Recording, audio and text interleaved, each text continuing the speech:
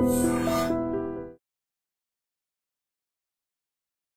Hello నమస్తే, welcome back to iDream media. ఈరోజు మనతో ఉన్నారు క్వాలిఫైడ్ పర్సనల్ ఫైనాన్స్ ప్రొఫెషనల్ అయిన సాయిరామ్ గారు. ముఖ్యంగా ఎస్ఐపికి సంబంధించిన ఒక ఇంపార్టెంట్ ఇన్ఫర్మేషన్ ఈరోజు ఎపిసోడ్లో తెలుసుకుందాం. Hi sir. Hi Virat. Sir, ఎస్ఐపికి సంబంధించి ప్రీవియస్ ఎపిసోడ్లో కొన్ని బెటర్ మనం రిటర్న్స్ తీసుకోవడానికి ఏం చేయాలో కొన్ని స్ట్రాటజీస్ చెప్తా అన్నారు కదా, వాటిలో అలాంటి స్ట్రాటజీ ఏదైనా ఈరోజు ఎపిసోడ్లో కాస్త మెన్షన్ చేస్తారు? Okay Virat. So last time మనం సిప్ మీద ఒక వీడియో చేసాం. So step up SIP 13th instalment. So ఇది బాగా క్లిక్ అయింది. సో చాలా మంది నాకు కాల్ చేసి నేను ఎస్ఐపిలో ఇన్వెస్ట్ చేయాలనుకుంటున్నాను, సో నాకు ఏమైనా సజెషన్స్ ఇవ్వాలా అని కాల్ చేసి అడుగుతున్నారు. సో అందులో కొన్ని కాల్స్ ఎలా ఉన్నాయంటే, సో నేను చాలా రూరల్ ఏరియాస్ నుంచి కాల్ చేస్తున్నాను, సార్ నేను ఎస్ఐపిలో ఇన్వెస్ట్ చేయాలని అనుకుంటున్నాను అని చెప్తున్నారు. సో ఫస్ట్ సింపుల్గా నేను ఎస్ఐపి అనేది ఒక ఇన్వెస్ట్మెంట్ ప్రోడక్ట్ కాదు.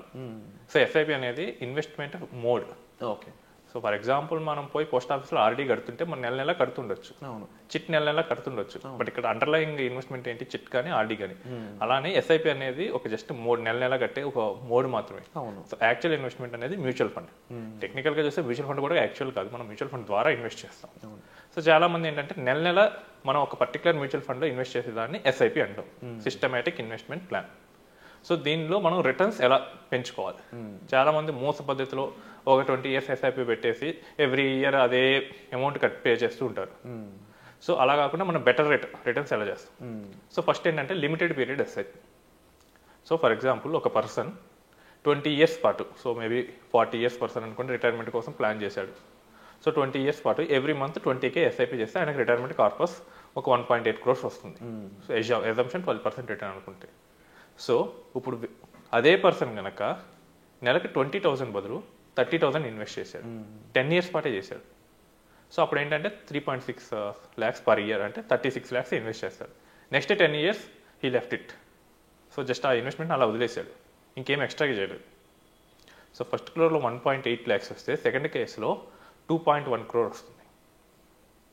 సో ఫస్ట్ కేసులో ఏమో ఆయన 48 lakhs ఇన్వెస్ట్ చేశాడు, సెకండ్ కేసులో ఏమిటి జస్ట్ 36 lakhs ఇన్వెస్ట్ చేసింది. ఓకే. సో ఇది లిమిటెడ్ పీరియడ్ ఎస్ఐపి. అంటే 20,000 పట్టేది 10 ఏళ్ళలోనే సాధించవచ్చు, అది కూడా తక్కువ అమౌంట్తో.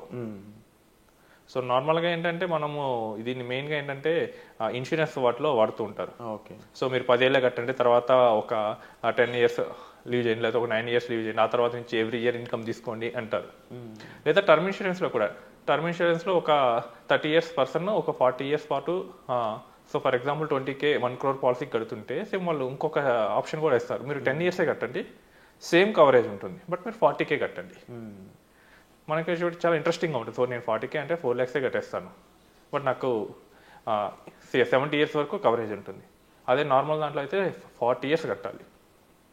అదే సేమ్ కాన్సెప్ట్ మనం ఇక్కడ మ్యూచువల్ ఫండ్స్లో కూడా ఎస్ఐపిలో వాడుకోవచ్చు. సో మీరు 20 ఏళ్ళు లాంగ్ టర్మ్ కమిట్మెంట్ ఇవ్వకల్లా, సేమ్ 10 years ఇవ్వండి, కాకపోతే కొంచెం ఎక్స్ట్రా ఇన్వెస్ట్మెంట్ చేయాలి. సో 20 బదులు 30.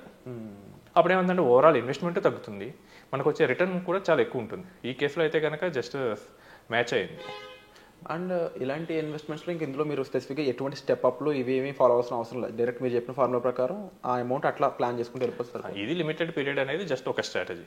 కావాలనుకుంటే మనం స్టెప్ అప్ కూడా యాడ్ చేయొచ్చు. సో అది ఎలా ఉంటుందో కూడా చెప్తాను. ఇన్ కేస్ అది చెప్పండి.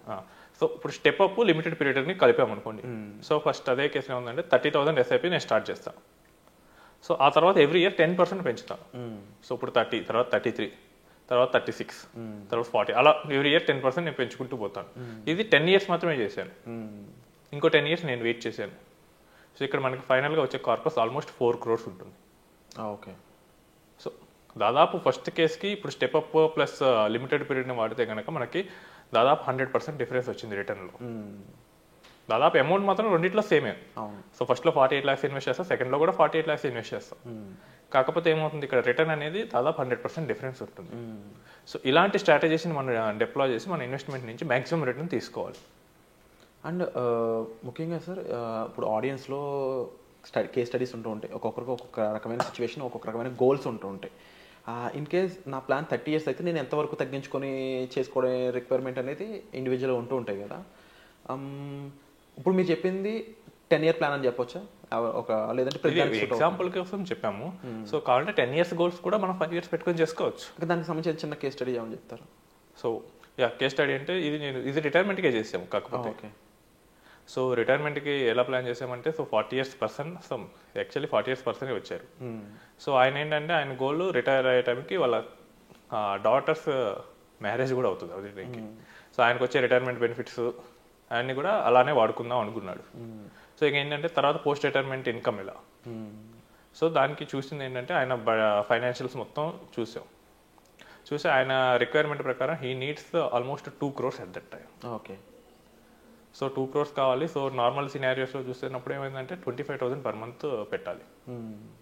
ఆయన ఏమన్నాడంటే ఏజ్ పెరిగే కొద్దీ ఆల్మోస్ట్ మనకేంటంటే పిల్లలు పెరుగుతున్నప్పుడు వాళ్ళ కాలేజెస్కి ఇవి కూడా వస్తుంటాయి, ఎక్స్పెన్సెస్ కూడా పెరుగుతూ ఉంటాయి.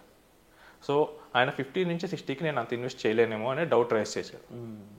సో అప్పుడు మేమేం చేసామంటే సో ఓకే సార్ మీరు అంత చేయకండి, సో ఇప్పుడు 25 చేస్తున్నారు కదా, ఇది ఇట్ పాసిబుల్ టు మేక్ 40 అన్న.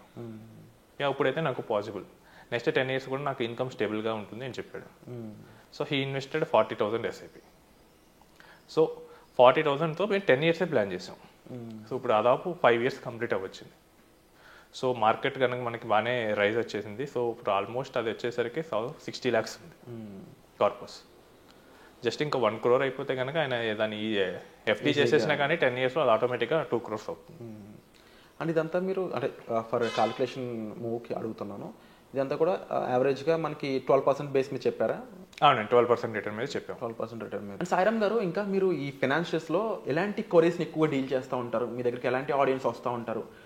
అంటే ఆడియన్స్కి ఒక ఐడియా రావడానికి ఇలాంటి విషయాల మీద మిమ్మల్ని వెంటనే అప్రోచ్ అవ్వచ్చా అని ఒక ఎగ్జాంపుల్ ఏమని చెప్తారు? సో నా దగ్గరికి మోస్ట్లీ కెరియర్ మిడ్లో ఉన్న ఐటీ ఎంప్లాయీస్ కానీ ఫార్మా ఎంప్లాయీస్ కానీ వస్తుంటారు. అండ్ రిటైర్మెంట్ దగ్గరలో ఉన్న ఎంప్లాయీస్ కూడా వస్తుంటారు.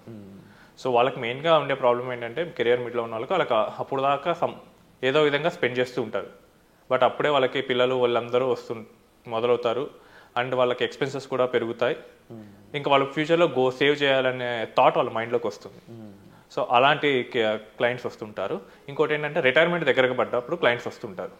సో వాళ్ళకి ఏంటంటే అప్పుడు ఏంటంటే ఇక రిటైర్ అయిన తర్వాత జనరల్గా మోస్ట్లీ వచ్చే వాళ్ళందరూ ప్రైవేట్ క్లయింట్స్, అంటే ప్రైవేట్ ఎంప్లాయీస్ వాళ్ళు. సో వాళ్ళకి పెన్షన్ రాదు. సో రిటైర్ అయిన తర్వాత ఏంటి నా పరిస్థితి? సో రీసెంట్గా మన ఐడ్రీమ్ వీడియోస్ చూస్తే ఒక కస్టమర్ నా దగ్గరికి వచ్చారు. So he retired at December 31st. Okay, last year January 1st నాకు కాల్ చేశాడు. సో వెంటనే నాకు ఇట్లా ఇన్కమ్ ఏమి రాదు, సో నాకు జస్ట్ వచ్చింది ఇదే. ఇన్నాళ్ళు నాకు ఈ థాట్ రాలేదు, బట్ నేను రిటైర్ అవుతున్నప్పుడు నాకు ఈ థాట్ వచ్చింది. నేను ఇంకా ఏం చేయాలని ఆలోచిస్తున్నప్పుడు మీ వీడియో వచ్చింది. సో నా దగ్గర అమౌంట్ మాత్రమే ఉంది, సో ఎలా ప్లాన్ చేయాలి? సో మనం మొత్తం వ్యాలిడేట్ చేసాం. బట్ ఆ కేసుకి ఏంటంటే మీరు ఇంకొన్నాళ్ళు వర్క్ చేయాలని తేలింది. సో ఏంటంటే ఆయనకున్న రిటైర్మెంట్ కార్పస్ సరిపోదు ఆయనకున్న ఎక్స్పెన్సెస్ వాటికి. సో ఏంటంటే మనం మెయిన్గా పోస్ట్ రిటైర్మెంట్ లైఫ్ ఎలా హ్యాండిల్ చేయాలి, నెక్స్ట్ ప్రెజెంట్లో ఉన్న గోల్స్కి ఎలా హ్యాండిల్ చేయాలనేది మనము కంప్లీట్ ఫైనాన్షియల్ ప్లానింగ్ అనేది ఇస్తూ ఉంటాం. అంటే ఇన్ఫ్లేషన్తో క్యాలిక్యులేట్ చేసుకుని చేస్తూ ఉంటారు పెరుగుతున్న ధరలు, ఎందుకంటే ఇయర్లీ ఇది కామనే. సో ఎవ్రీ క్యాలిక్యులేషన్లో కూడా ఇన్ఫ్లేషన్ అనేది అడ్జస్ట్ చేస్తాం, లేకపోతే జస్ట్ ఊరికి ఒక నెంబర్ ఉంటుంది అది రీచ్ అవ్వం. ఇంకోటి ఏంటంటే ఇంకో టైప్ ఆఫ్ క్లయింట్స్ వస్తారు. సార్ నా దగ్గర ఒక 1 lakh ఉంది, ఏదైనా చేసేది ఒక 6 నెలల్లో డబల్ అవ్వాలి. Is it possible? యా, ఎందుకు కాదు. ఓకే, బెట్టింగ్ అండి. పోవడానికి కూడా అంతే ఎక్కువ రిస్క్ ఉంటుంది. అదే చాలా ఈజీ. ఇక మనకి క్రికెట్లో స్కీమ్స్ ఉంటాయి, నేను చూస్తుంటాను Bet365 అప్పుడప్పుడు. సో ఎవరైనా ఏంటి ఎలా చేస్తున్నారని చెప్పి వాళ్ళ మైండ్ సెట్ ఏంటో తెలుసుకుందాం అని చెప్పి. సో మ్యాచ్ కనుక పీక్ మూమెంట్స్ ఉన్నప్పుడు వాళ్ళ స్కీమ్స్ కూడా చాలా బాగా పెడతారు. నెక్స్ట్ బాల్ 6 పడుతుందా డాటా. రిస్క్ లేకుండా అయితే కష్టం కదా.